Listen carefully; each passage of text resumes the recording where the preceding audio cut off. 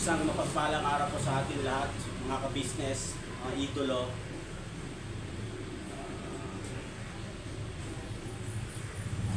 At sa mga bago, hindi po lingid sa ating lahat yung nangyari itong mga nakaraang 2 taon. Alam ko sa puso ko maraming nasaktan, maraming nagalit sa naging desisyon kong paglisan noon sa ka-business family. Ako po'y nasa inyong harap, humihingi ng pamunhin. Alam ko naman po'y marami sa inyo, karamihan at halos lahat ay makakaunawa. At tulad nga ng pamilya ka-business na ako'y tanggapin muli. Sa nakalipas na 2 taon, maraming nangyari. Maraming pagsubok ang dumaan sa aking buhay. Nung ako'y lumayo sa kanila, hindi ko maitatanggi na ang aking pagdisan ay ako'y nagkaroon ng tampo. Pero sa aking puso, bago pa po mangyari yon, ang pagmamahal at respeto sa kanila ay hindi nawawala yun. Ito po siguro yung chance para malinawan ng lahat. Siyempre, humingi na rin ng kapatawaran sa kapamilya, ka-business sa inyo na mga manonood. Alam niyo po, yung 2 taon na lumipas is sobrang napaka-laking aral para sa tulad ko. Na akala ko doon na matatapos yung kwento na makasama ko ulit, na makasama ko yung pamilya ka-business, kasi sa mga matatagal na po na nanonood sa amin na hanggang ngayon nakasuporta, alam niyo naman po kung paano kami sinimulang kunin na talaga ng pamilya ka-business. Kay Kuya na talagang ang puso walang ibang hinahangad sa taong kanyang minahal is mapabuti. Aaminin ko, at yun naman po ang katotohanan na ako'y naging isang balat sibuyas nung mga panahon na yon, at hindi ko pa nauunawaan yung gustong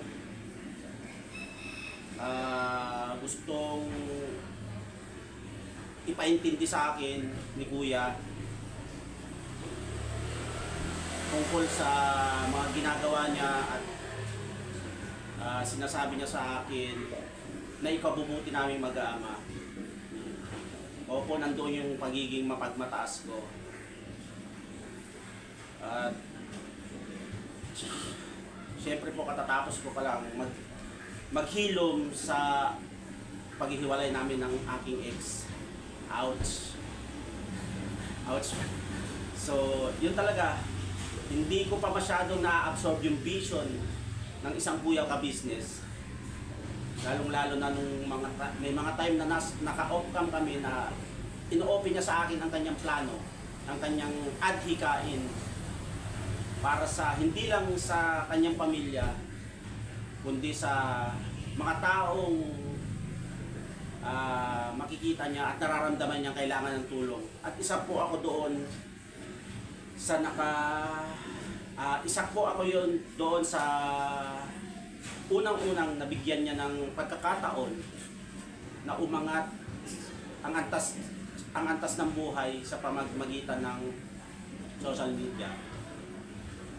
Ngunit hindi ko masyadong naunawaan na yung mga ginagawa niya pala, yung mga pinaiintindi niya sa akin is para sa hinaharap.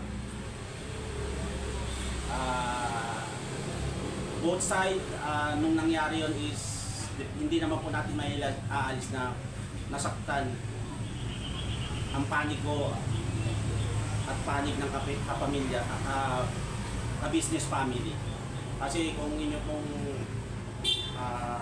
aalalahanin is 2 pa lang kami ni Kuya lumalakad sa mga misyon at sa bawat laban sa pang-araw-araw ng buhay. Nung mga time na ako'y medyo naging pasaway is hindi ko alam na yung ganung gawi pala na gustong intindi sa akin ni Kuya is para sa akin din at para sa mga anak ko na magagamit ko talaga sa hinaharap. Totoo po nung pagdisang ko dito is oo, sa umpisa naging magaan, naging okay, pero dumating ang mga panahon at na ako'y sinubok at dumaan sa napakaraming hindi magagandang pangyayari sa buhay na ang akala ko ako'y nag-iisa na lamang. Ngunit ang Diyos ay talagang mahal pala talaga ako. Kasi bakit ko? Dahil nung iniwan ko si Kuya at ang pamilya ka business is hindi ko akalain na darating ang panahon na ako'y lugmok na nandyan pala pa rin sila at kasama ako sa plano na ginagawa niya sa mga kapatid kong kagwang. So sa mga solidong sumusubaybay at solidong sumusuporta sa kanila, nakikita niyo po kung paano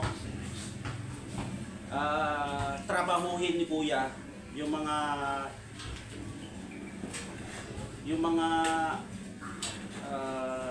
gusto niyang iparanas at iparamdam sa mga taong nakapaligid sa kanya. Hindi lang po kasi si Kuya, kasi alam niyo naman po, simulat sa pool, 17 years old ako, kasama ko na sila. Ako yung unang tao, individual na binahagian ni Kuya ng kanyang pananaw na gusto ko pag dumating tayo sa puntong matatanda na tayo, ito yon, ikaw hindi ka nandyan sa baba, gusto ko kasama kita sa pag-angat. At isa sa mga tumatak na binanggit sa akin ni Kuya na alam mo Tong, ako'y kinikilabutan pag naalala ko po yung sinabi na yun ni Kuya na alam mo Tong, kung sakaling iwanan mo ako at umalis ka, hindi na ako magmamahal ng tulad ng pagmamahal ko sa iyo sa ibang tao. Masarap sa pakiramdam nung sinasabi niya sa akin yun, pero hindi ko ramdam ko po pala nung sinasabi niya sa akin. Kasi si Kuya, pag kinausap ka ng puso sa puso niyan at may mga nabanggit siyang bagay, is talagang yun yung laman ng puso niya, yun yung gagawin niya. Maraming binanggit sa akin si Kuya na plano niya, hindi lang para sa kanya, hindi lang para sa pamilya niya, pero para sa amin.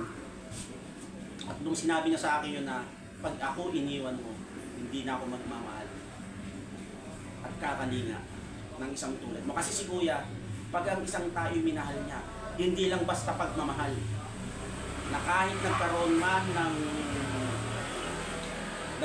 man ng hindi pagkakaunawaan, hindi niya hahayaang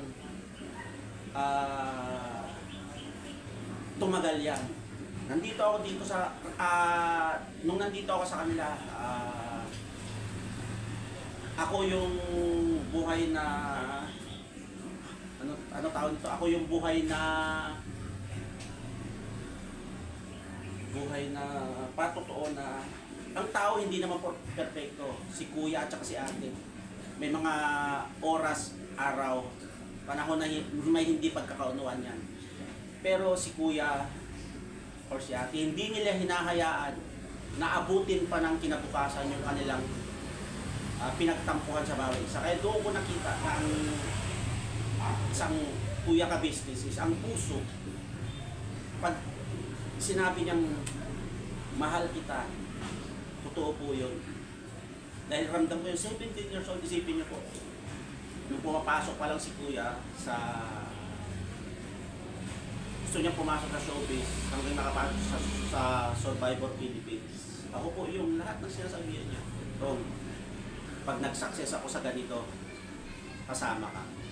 Hindi lang ako, hindi lang para sa akin, hindi lang para sa amin nila amin, para sila kila kay Boss Dave, kay Budang, kasama ka. Di ba? Isipin niyo po. Noong mga time na yun kasi hindi pa ako ganun ka-mature. Amin ko sa edad ko ngayon is nandun pa rin yung pagiging immature. At sabi ko nga, nung nag-uusap kami ni Kuya, alam mo nung 2 taon tayo hindi magkasama is mag-isa lang ako kumikilos, mag-isa lang ako nagdidesisyon. Kulang ako sa guidance. So isang kuya ka-business, oras na minahal ka niyan at isinapuso ka niya, yung guidance, yung oras, ibibigay sa'yo na. Nakita nyo naman po siguro kung paano ginawa niya kay Kuya Bong na talagang minahal niya. Kahit na gaano napakakulit ni Kuya Bong na puro pagpapasawa yung ginagawa is hindi siya nagsasawa, hindi siya tumitigil. Kasi mahal niya ang isang Kuya Bong. Di ba po? So ako sa 2 taon wala ako dito, hindi ko akalain na sa bandang huli at dumaan ako sa napakaraming pagsubok sa bandang huli. Isang Kuya Emer ka-business pa rin ay bibigyan ako ng tsansa upang makasama ko. Hindi lang basta-basta makasama at i-welcome ulit kami sa pamilya. Ramdam ko po yung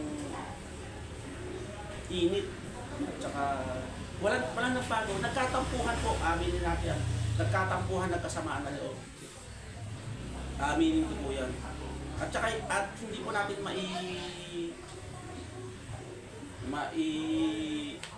tatanggi yung ganong pangyayari. Pero at the end of the day, sa puso ng pamilya ka-business, kuya ka-business, sa puso nila, yung pagmamahal pa rin ang nangibabaw nung nalaman nilang ako'y sobrang bumulusok at baon na baon na.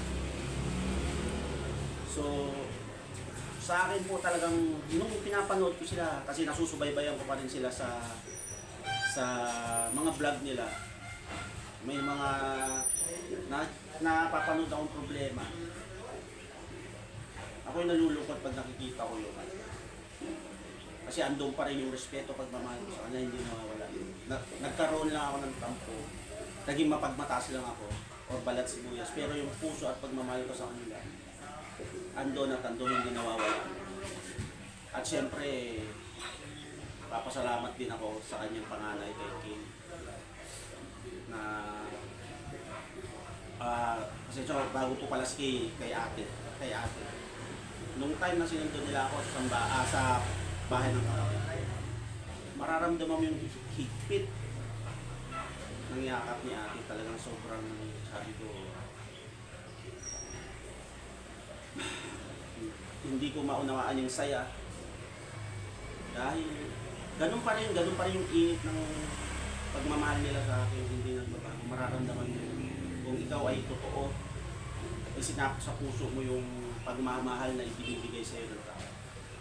Walang halong plastikan, hindi katotohanan ng pagmamahal lamang. Sabi nga nila, natural, walang halong chemical. Di ba po? Natural yung pagmamahal nila. Yun yung gusto ng puso nila. Sino ba naman ako na nakasama nila since 17 years old ako? At alam ko kung ano yung ugali ng isang kuya at ate ka business na talagang totoong tao, hindi na meke kahit na saang punto, saang anggulo, hindi na meke ng pagmamahal yan. At napatunayan po yan ngayong nandito na ako sa kanilang poder ulit. So yun, salamat na, maraming salamat po. At syempre, sa inyong mga manonood, na sana po is, kung ano yung init ng pagsuportahan nyo noong nandito ako, sana ganun pa rin po. At sa mga bago po na sumusuporta at nanunood ngayong panahon na to, is sana po matanggap nyo ako bilang nagbabalik na membro po ng ka-business family. Yun lang po ang aking hinihiling. Alam ko po marami po pa rin pong andyan hanggang ngayon simula nung nakasama ako sa family ko, na nagmamahal sa akin. So maraming salamat po sa mga susuporta, pagmamahal din po. Maraming salamat din po sa inyo. So yun, ito para kay Kuya Kay naman na panganay ng business family, ay nagpapasalamat dahil kung ano yung ugaling pinakita at pagmamahal na ipinaramdam sa akin ng iyong ama o papa si Kuya Ka-Business, ganun ka rin na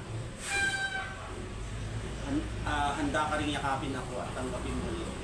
Maraming salamat. Kasi siyempre nga, di ba, sabi nga, tulad ng sinabi ng papa mo noon na bata pa lang kayo pag sila'y umaalis, binibilinan ako na bantayan muna kayo. Ayun, ginagawa ko kung ano yung bilin nila. Tapos may nababanggit pa si Kuya na kung sa pagtitiwala rin lang sa taong yan, mag-iwan ka ng pera dyan o magkanong 100. Patigurado ako, pagbalik ko, kung di man 50 na lang yun, wala na yun. Pero alam niyo naman po, di ba? Alam niyo naman na po yung ibig ipunto ni Kuya na pag may iniwan siya dyan, for sure, may bawas man yun pero konti lang. Biswa tayo. Siyempre, pag nagtiwala sa yung tao, ibigay mo rin yung best mo, di ba po? Di ba po? Ibigay mo yung best mo, lalo na totoo.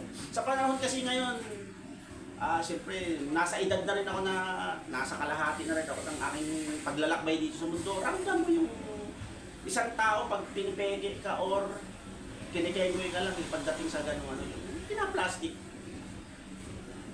Iba yung Kuya Emerson o sa kilala ng lahat is ka-business. Iba yung ako kinikilabutan ako basta pinababanggit ako tungkol sa katotohanan ng puso nila is walang ibang hangad at walang nilalaman. Kapayapaan at pagmamahal lamang. Sa mundo, di ba, wala namang perfecto eh. Nobody's perfect. Pero ako, almost perfect.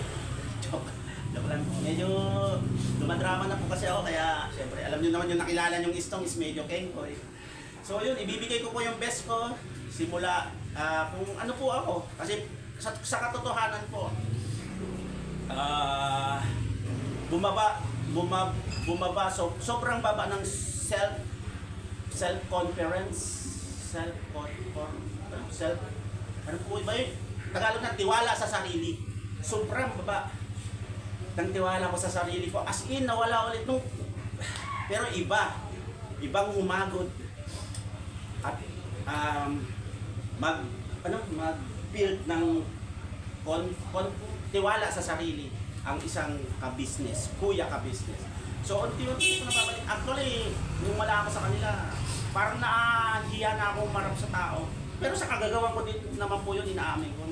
Parang hindi ko na may pakita kung ano yung talentong tiwalang-tiwala si Kuya na kaya ko i-deliver ng maayos at tiwalang-tiwala na pag sinabi na sa akin, Tong, kaya mo to, bira! So, nawala po yun. Nawala yun. So, yun. Pero ngayon, sabi niya nga sa akin, ibabalik natin yan kung ano man yung dating ikaw. So, maraming salamat po. Lalo na din sa mga anak niya na nandiyan pa rin. Yung Kuya Estong na nagpasaway man at nasaktan yung kanilang papa at mama ka-business.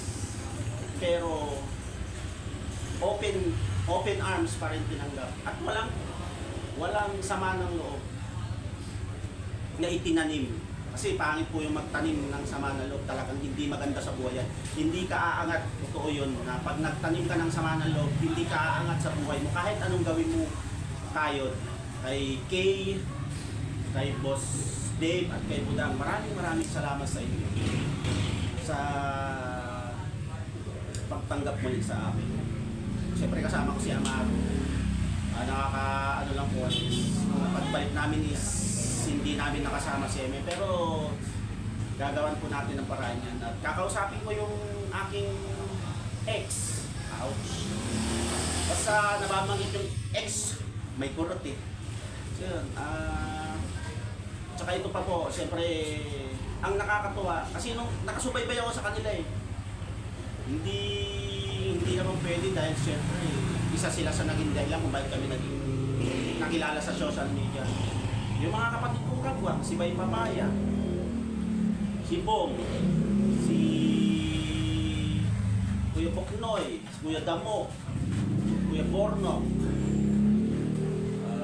si Intoy, tapos sino pa ba, may nakalimutan ko ba ako? Yung mga kasama po nila ngayon, yan, yung Junior Kagwang, si Medjo, tsaka si Tado, yan. Nung pagbalik ko nga po dito, sobrang ano eh, yung ano sa akin ng napakainit po ng pagtanggap nila sa akin. Yun, nagpapasalamat din ako kay Bay nung mga time na iniwanan ko bigla si Kuya na pabulusok na sana ang aming paangat na ang pangarap na gustong matamo ni Kuya. Nakasama ako is bigla akong iniwan. Nandyan naman si Bay. Sabi ko sa kanya nung paalis ako, Bay, ikaw nang bahala kila Kuya at mababait na tao yan. Alagaan mo sila. So, huwag mo silang iiwan. Huwag mo akong gagayahin, sabi ko kay Bay. Na tinupad naman ni Bay, kaya yun. Sa kapatid kong kagwang na si Bay, maraming salamat. Alam ko naman at nakikita ko ngayon yung epekto ng hindi mo pag-iwan kila ate at kuya. Grabe ka na, ang lupit mo. Parang sobrang naiwanan mo na ako sa ng ano, milya-milya pagdating sa pagpapasaya. Pero sa akin, marami pong nagsasabi kasi natural yung kumbaga ano, natural yung talento ko sa pagpapatawa, tapos nasamahan pa ng galing sa pagluluto. So yun, Bay, salamat sa'yo. Alam ko naman yung puso mo is nakila ate. Ang nakakatuwa lang is kasama mo na ngayon yung pamilya mo. Tsaka ito pa po pala, si Kuy Koy at saka si Amaro is close na agad. May kuya na si Kuy Koy. May kuya na si... Kasi alam po natin na nag-iisa si Kuy Koy. Yan. Close na sila agad. May kuya na si Kuy Koy. At saka yun, si Intoy. Isa yan, si Intoy din. Si Intoy medyo hindi ko na nakasama masyado. Nag-meet kami siguro 2 or 3 beses nag-meet kami ni Intoy kasi nasa probinsya noong mga panahon na yun yung kanyang mag-iina. At buntis pa si Nika noon nung mga panahon na yun. So yun, salamat Kagwang Intoy sa pag-alalay at paggabay din kila Kuya. Nakikita ko din naman, napapanood ko kung paano mo ipagtanggol, ipaglaban sila ate, sila Kuya mong ka-business team. At saka di ba, si Intoy noon, Rio pa po kasi siya noon, hindi pa siya Intoy, Kagwang Intoy. Napakatahimik din po yan nung actually ako pong nangungulit sa kanila. Sabi, ilabas mo yung talento ni Bay, ilabas mo yung talento yung pag-kasama na kayo. Eh nangyari nga po is ako'y lumisan at biglang umalis ng ganun-ganun na lang. So, pero kalimutan na po sana natin at magkapatawaran na. Ako narito ako sa inyong harapan para humingi ng tawad kasi hindi lang, alam ko hindi lang ang pamilya kapos ang nasaktan nung nagdesisyon akong gawin yun. Kayo rin pong manonood at sumusuporta sa amin. So, yun lang pang hinihiling ko, napatawad na ako ng pamilya ka-business, matagal na. So yun, hinihiling ko na sana, mapatawad niyo na rin po ako. At si Kuya, ang vision niya sa akin is ganun din, iisa lang ang vision niya sa akin na halimbawang umangat na ang aking channel is, syempre, hindi natin pwedeng i-share sa iba yan. Kasi nakita ko noon kung paano mag-share at ng blessing at pagmamahal si Kuya. Yung dalawa pa lang kami. Kasama yan. Siyempre sa pamilya ko din po, isa yun. Kaya please pa-support po yung aking Kagwang Istong official channel. Nagawa na po ako. Wala pa po kasi akong upload dahil medyo nangangapa pa ako ulit. Parang nakalimutan ko po yung kung paano mag-edit. Dahil siguro halos 1 taon din akong lumayo sa social media dahil ang katotohanan po niyan is wala na sana akong plano pang umano sa social media, pero ang Diyos talaga iba pag gumalaw at hindi ko maunawaan, pero nung mga panahon na yon, mahal talaga ako ng Panginoon Diyos. At ang ginamit ng tao para muli akong magpatuloy yung ka-business official. Aaminin ko sa inyo, may mga time, ilang beses kong pinagtangkaan, patiwakal na lang. Isa-search ako sa FB, yung kung paano magpakamatay nang wala ka mararamdaman lang sakit, pero wala kang makikita ng ganun. So pasalamat na lang ako dahil hindi natuloy yung pangyayari yun, kasi kung natuloy man yun, sigurado napakalaking kasalanan pag nagawa ko yung lalo-lalo yung mga anak ko. Kawawang-kawawa sila. So papasalamat pa rin ako at mahal na mahal ko pati muna. Andyan ang ka-business official, sila kuya, sila ate, natanggapin akong muli. So papasalamat talaga ako na andito na ako ulit ngayon. Tsaka yung kapatid kong mga kagwang, talagang hindi sila bumitaw. Napapanood ko lalo na nung nasa Quezon sila na halos balahaw-balahaw na sila sa Subic. Nakita ko, napanood ko kung paano nila alalayan si ate sa mga daang bako-bako, paano nila tulungan. So yun, tapos yung mga panahong babiyahe sila sa Visayas Mindanao tour sila, nasa Roro sila na sobrang lalakas yung hangin. Kung paano kung nasaan ang bawat isa kung nasaan ang pinaka namumuno sa kanila, nandoon silang lahat, hindi sila naghihiwa-hiwalay. Kumbaga nakabigkis sila ng solidong-solido. So yun, salamat sa mga kapatid kong kagwang. Sa sobrang overwhelmed ng puso ko, ramdam na ramdam ko na nung iniwan ko is yung umalis ako, panandilian sa 2 taon na nawala ako. Andiyan kayong gumagapay at gumabay kila ate at kila kuya. Talagang ngayon nandito ako, talagang ramdam ko po. Hindi mo kailangang mailang. Wala kang kailangang alalahanin. Kasi pag nailang ka dito sa pamilya ka business, hindi ka totoo pag ikaw ay nailang. Ipakita mo yung totoo mo. Kasi kung tutusin, sa halip na nababawasan, sa halip na mabawasan, nadadagdagan. Panahon na mga bagong panunuorin nyo na naman, na ipi-play nyo sa YouTube, anong masisay nyo sa bawat komento nyo?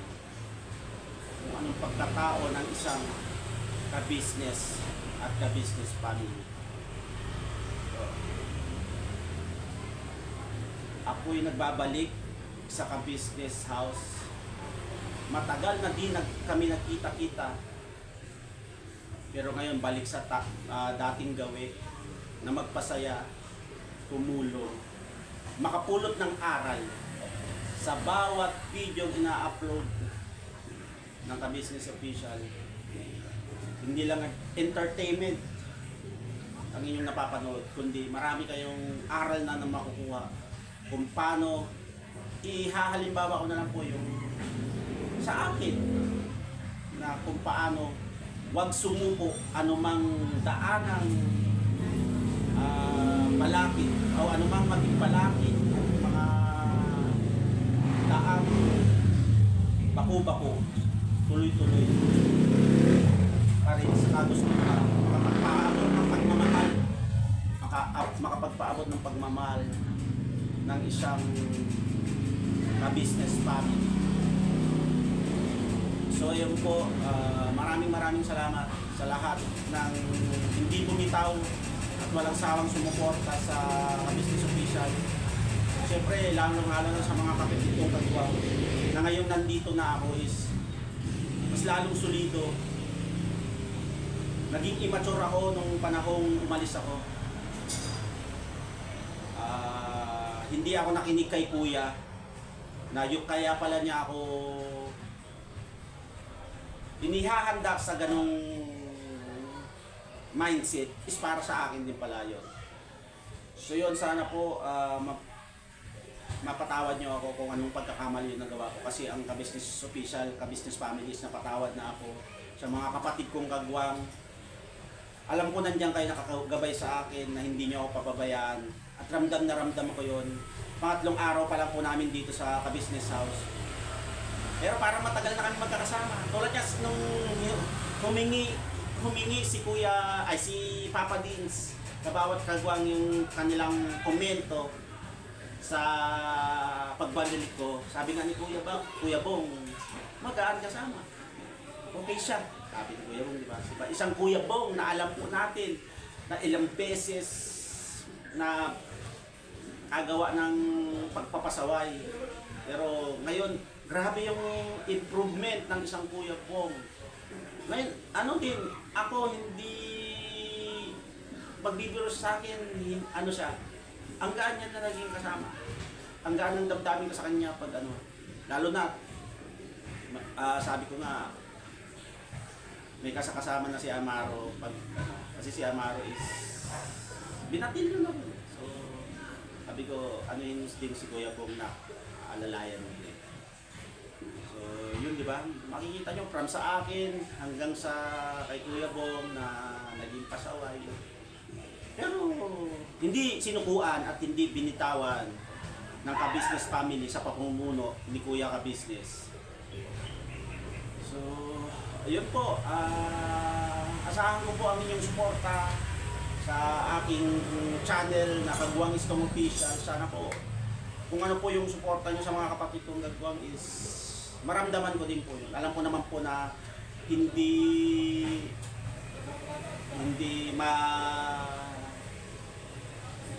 mahirap humiling sa inyo. Nasa kahilingan kong suporta kasi yung channel na yan is hindi lang para sa pamilya ko. Na pag lumago yan is makikinabang ko din po ang ibang tao. Maglalaan ako, kung halimbawa sumasahod na ako, maglalaan ako ng parte ng aking kikitain para makatulong din sa mga nangangailangan. So yun, maraming salamat po sa walang sawang suporta. Unang-una, Ka-Business Official, Papa Dins TV, sa mga kapatid kong Kagwang, and then sa mga reactors po, yun, salamat po. Maraming salamat.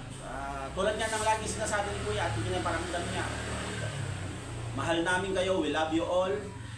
Never say goodbye. Tomorrow is another day. Bira Banat! Thank you po.